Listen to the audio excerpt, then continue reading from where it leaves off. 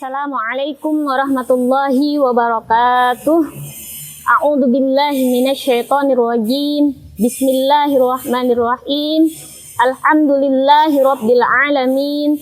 Assalatu wassalamu ala asyrafil anbiya'i wal mursalin wa ala alihi wa sahbihi ajma'in, amma ba'du. Pertama-tama segala puji mari kita panjatkan kepada Allah Subhanahu wa ta'ala, yang mana berkat limpahan rahmatnya jualah kita hari ini masih bisa berpuasa di bulan Ramadan. Alhamdulillah.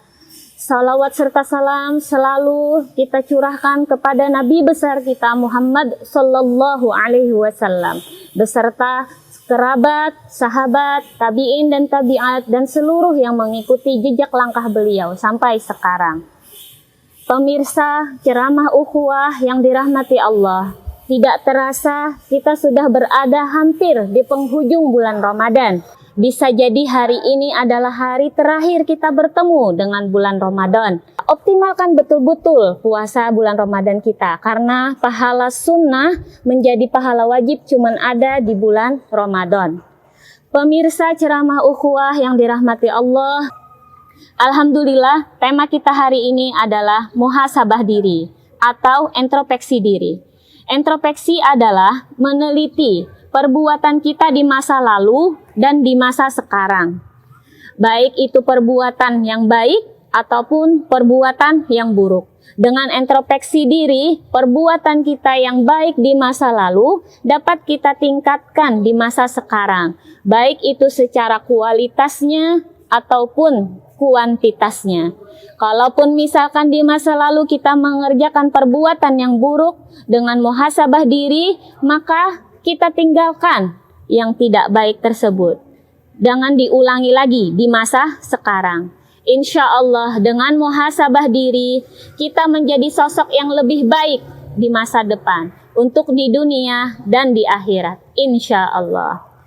Pemirsa ceramah ukhuwah yang dirahmati Allah, Allah berfirman dalam Al-Quran surah Al-Hasyr ayat 18, A'udzu billahi minasyaitonir rajim.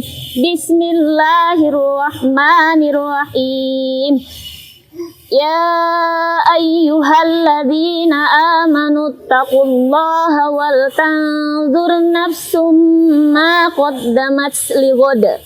Wattaqullaha innallaha khabirum bima ta'malun. Yang artinya, wahai orang-orang yang beriman, bertakwalah kalian kepada Allah dan hendaklah setiap orang memperhatikan perbuatannya di hari esok. Bertakwalah kalian kepada Allah, sesungguhnya Allah maha teliti, maha detail dengan apa yang kalian kerjakan. Dari ayat di atas, kita bisa ketahui bahwasanya perbuatan yang bisa menghubungkan antara masa lalu dan masa sekarang, yaitu dengan introspeksi diri. Setidaknya kita cermati dengan muhasabah ini, ada 3 kandungan makna terpenting dalam proses muhasabah ini. Yang pertama, dengan introspeksi diri menjadikan kita sebagai sosok pembelajar. Orang yang sering muhasabah, orang yang sering introspeksi diri menjadikan dia sebagai sosok pembelajar, pembelajar yang sejati. Karena kita juga dituntut sebagai pembelajar sepanjang hayat. Banyak kisah dalam Al-Quran yang menjadi bahan pelajaran untuk peringatan kita di masa depan. Dan hanya sosok pembelajar yang bernama ulul albab yang mampu belajar dari kisah-kisah tersebut. Sosok ulul albab yang pembelajar ini semakin diharapkan perannya dalam transformasi bangsa.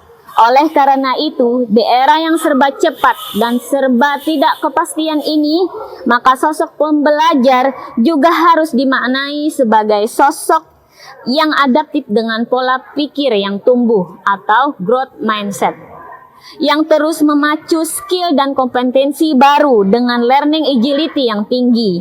Kemampuan kecepatan belajar ini sangat penting agar bisa berperan menjadi trendsetter di masa depan. Nah, yang kedua, dengan muhasabah menjadikan kita menjadi sosok yang lebih baik di masa depan. Muhasabah, tujuan evaluasi diri adalah untuk kelebihbaikan kita di masa depan. Dari surah Al-Hasyr ayat 18 yang sudah saya bacakan tadi, itu merupakan fondasi visi masa depan kita ke depan. Karena kita seorang mukmin adalah, visi besar seorang mukmin adalah menjadi hamba yang berbahagia di dunia ataupun di akhirat. Sebagaimana kita sering berdoa ya di dalam sholat, Rabbana atina fid dunya hasanah wa fil akhirati hasanah wa qina adzabannar. Ya Allah, berikanlah kami kebaikan-kebaikan di dunia dan kebaikan-kebaikan di akhirat, dan jauhkan kami dari siksa api neraka. Terakhir, makna dari muhasabah introspeksi diri menjadikan kita sebagai sosok orang yang berprestasi. Orang yang berprestasi adalah orang yang ingin terus bergerak ke depan dan berada dalam rel kemajuan. Orientasi untuk bergerak maju didasari pada dua hal. Pertama, yaitu menjalankan fungsi kita sebagai manusia. Kita dituntut oleh Allah sebagai manusia menjadi khalifah, menjaga kehidupan dunia dari kerusakan dan memakmurkannya. Yang kedua, sebagai bentuk syukur kita kepada Allah Subhanahu wa Ta'ala yang telah mengutus nabinya, sampai kita bernabikan Nabi Muhammad Sallallahu Alaihi Wasallam. Berkat beliaulah, keluarga beliau, sahabat beliau, guru-guru kita yang dahulu sampai sekarang kita dapat merasakan nikmatnya iman dan Islam. Alhamdulillah. Sekian yang dapat saya sampaikan. Mohon maaf bila ada kekurangan. Assalamualaikum warahmatullahi wabarakatuh.